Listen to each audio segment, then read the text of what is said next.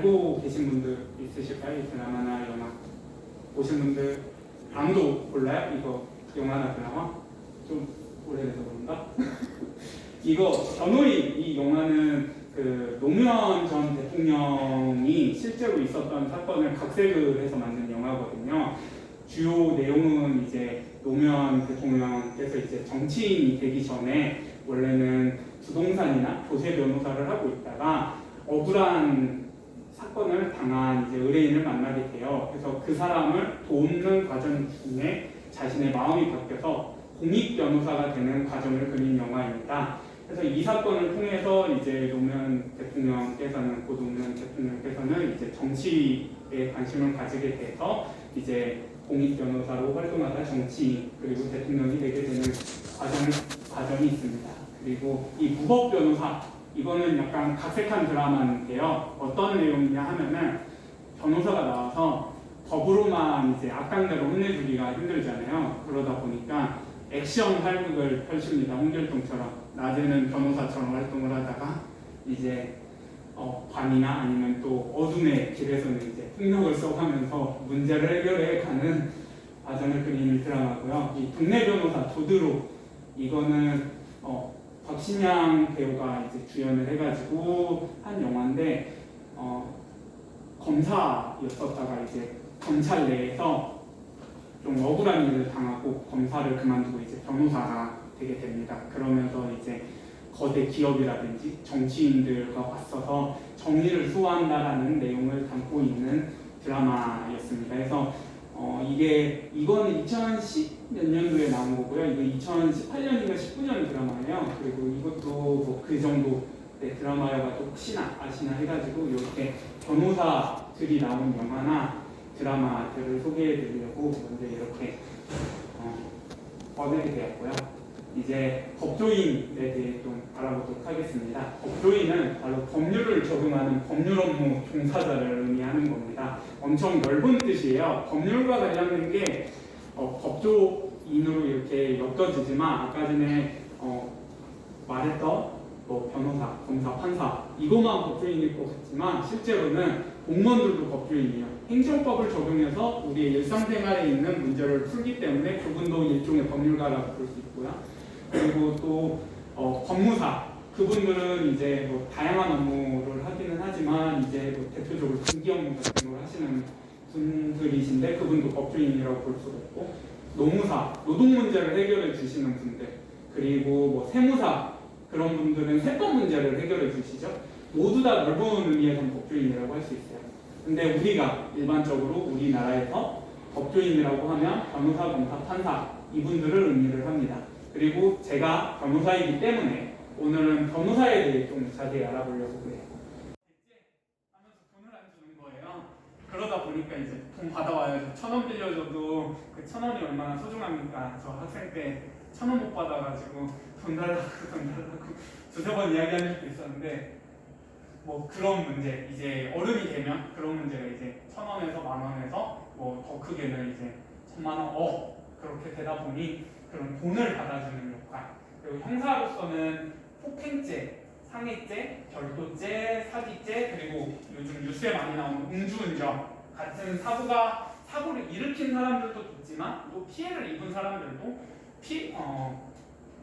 그 손해배상금이라고 해서 피해를 입었기 때문에 내가 병원을 치료를 받을 수 있고 내가 생활을 잠깐 동안 돈을 못 버니까 그 돈을 보전해줘 나에게 돈을 줘 라는 등의 소송을 할 수가 있어요. 그래서 그런 소송을 도와주고 있습니다. 제가 여기서 한 가지 폭행죄하고 상해죄가 어떻게 다를까요? 아시는 분 있을까요? 폭행죄하고 상해죄 폭행죄 뭐 하는 거예요? 폭행죄가 뭐 하면 발생하는 죄일까요? 때리면 네, 때리면 발생해요. 그럼 상해죄는? 다쳐서 한데 어떻게 다칠까요?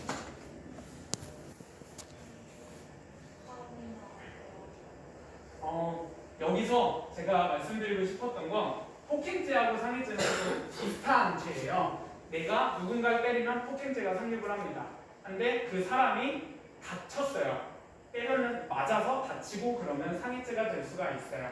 아까 전에 뭐 가위나 뭐 그런 물건 가지고 때린다고 말씀을 하셨잖아요. 그러면 이쪽에 뭐가 성립을 하냐면 무기 등을 들었으므로 특수라는 말이 붙습니다. 해서 특수폭행죄가 되고 특수상해죄가 돼요. 이게 둘이 비슷하면서도 그 강도가 다르기 때문에 폭행죄하고 상해죄가 나뉘게 되는 거예요. 그래서 이 부분은 좀 그냥 상식처럼 알고 계시라고 폭행죄하고 상해죄가 좀 다르다라는 걸로 말씀을 드리려고 합니다. 그리고 행정소송이라는 게 있어요. 나하고 국가하고 싸우는 거예요. 나하고 경기도하고 싸우는 거고 나하고 성남시하고 싸우는 문제예요. 제가 요 대장동 어딘가에서 집을 지으려고 했는데 이 집을 지으려면 국가가 허락을 해줘야 돼요. 허락을 해줘야지 내가 땅을 파고 집을 지을 수 있는데 허가를 안 해주는 거예요. 내가 요건을 다 지켰는데 이 땅도 평평하게 하고 주변에 공해도 안 일어나게 하고 뭐 수도관도 끌고 오고 막 다 계획을 세웠는데 국가가 안 해주는 거예요. 그럴 때 해야 되는 게 바로 행정소송입니다. 그리고 그 외에도 이제 세금 문제로 국가에서 저보고 1,000만 원을 세금으로 더 내라고 요구를 하게 되면 내가 왜 내야 되지? 하면서 조세소송을 할 수 있는 거고요. 그리고 제가 갑자기 회사를 열심히 다니고 있었는데 정말 말도 안 되는 이유 가지고 저보고 나가라는 거죠, 회사에서. 그랬을 땐 노동소송을 해야 합니다.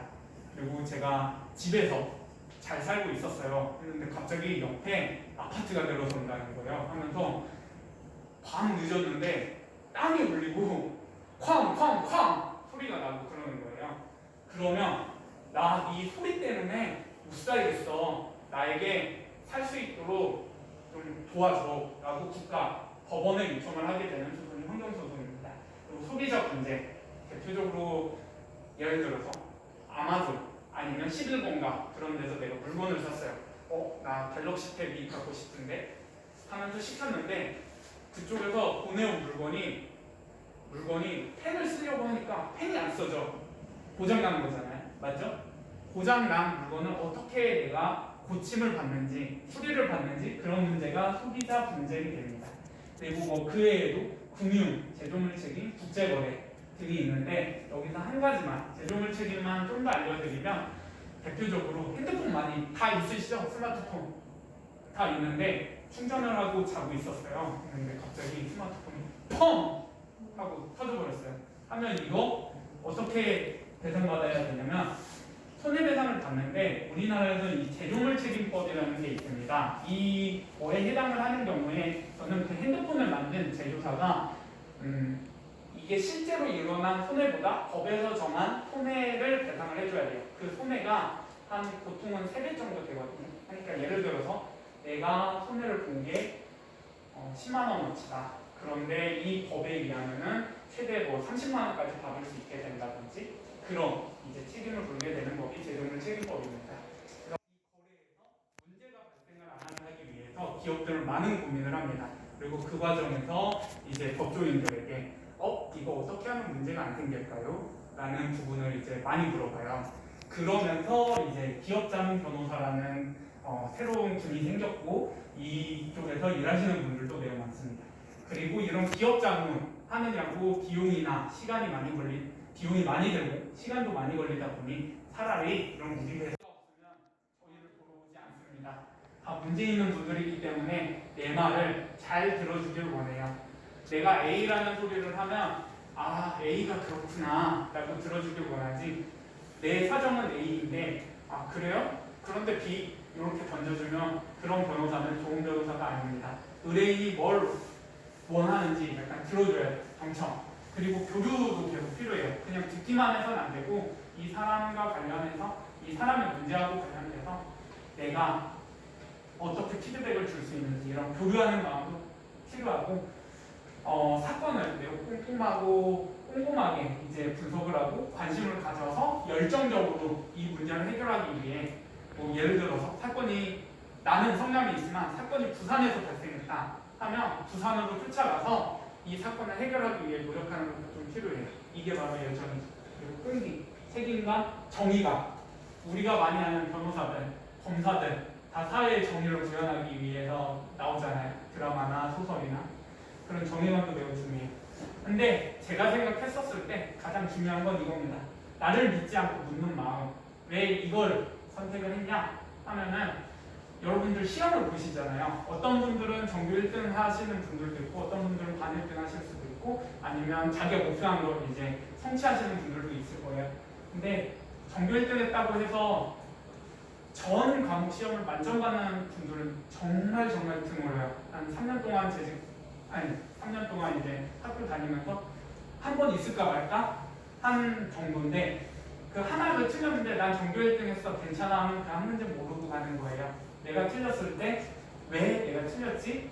그 이유를 알 수 없으면 묻는 마음. 그래야지 좀 한 발자국 더 앞서가겠죠. 그런 마음이 필요해요. 변호사도 똑같아요. 사건을 진행을 하는데 다 로스쿨도 졸업을 하고 변호사 시험 합격해서 변호사가 됐는데 우리나라에 법이 너무 많아요. 한 10,000개 정도 되거든요. 제가 다 몰라요. 제가 모르는 문제를 맞닥뜨렸을 때 물어보는 게 가장 좀 빠릅니다. 아는 사람을 찾아서 물어보는 거. 그래서 그 사람으로부터 내가 모르는 걸 배워오는 거. 그리고 똑같이 의뢰인에 대해서 제가 정확하게 몰라요. 모르는 게 있으면 그 사람에게 물어야죠. 물으면 의뢰인께서 다시 피드백을 주십니다. 하면 저에게 없던 아이디어가 새로 생기기도 하고 없었던 관점이 이제 저에게 와서 제가 이 문제를 다르게 보게 되기도 합니다. 오늘 그래서 제가 하나 사진을 준비했는데 이거 어디인 것 같아요? 혹시 어디일까요 이게? 네, 비행기 조정석이에요. 제가 왜 비행기 조정석을 선택을 했냐면 혹시 비행기 사고 난 걸 들은 적이 있으신가요? 뉴스나 그런 거? 비행기 사고 보통 어떻게 나던가요?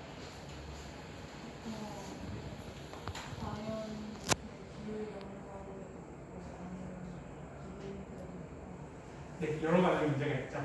제가 오늘 이 비행기 조정석을 꺼낸 이유는 한 가지 사건을 소개해 드리려고 하는 거예요. 정확한 사고 이름은 제가 지금 기억이 안 나는데 이런 사고가 많이 나요. 비행기가 갑자기 쭉 잘 날고 있다가 갑자기 바다로 뿡 하고 추락을 합니다. 이런 사고가 나는 이유 중 대부분의 이유는 조정사의 이제 비행 실수인데 그런 실수가 왜 일어나냐? 바다가 엄청 넓잖아요. 그러다 보니까 바다하고 하늘하고 구분이 안 가는 거예요. 그래서 하늘 위로 날아가야 되는 비행기가 순간 이제 조정사가 착각을 해가지고 요 아래가 하늘인 줄 알고 조정석을 이제 잘못 운전을 해서 바다에 꼬라박게 되는 겁니다. 그런데 그걸 예방을 할 수 있는 게 뭐냐?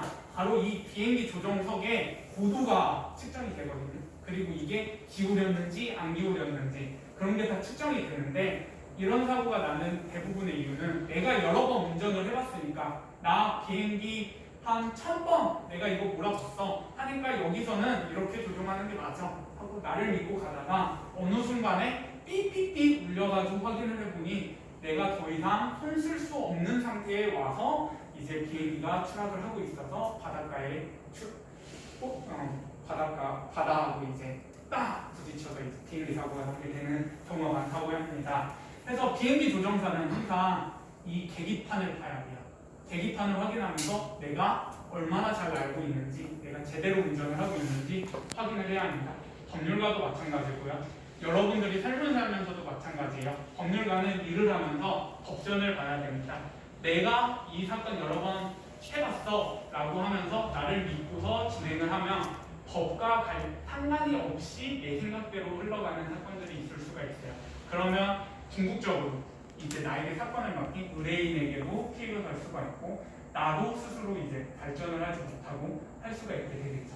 하고 이 법을 기준으로 해야지 법률가 같은 경우는 이제 문제가 안 생기게 되는 거고요. 여러분도 사시면서 어떤 마음의 기준이 있을 거예요. 뭐 양심이라든지 뭐 그런 기준은 항상 좀 자기 스스로를 돌보면서 다시 한번 봐서 길을 잃지 않고 내 꿈을 향한 목표가 있다 하면 꿈을 향한 길에서 벗어나지 않도록 내 자신을 좀 살펴보는 게 좀 필요하다고 생각이 돼요.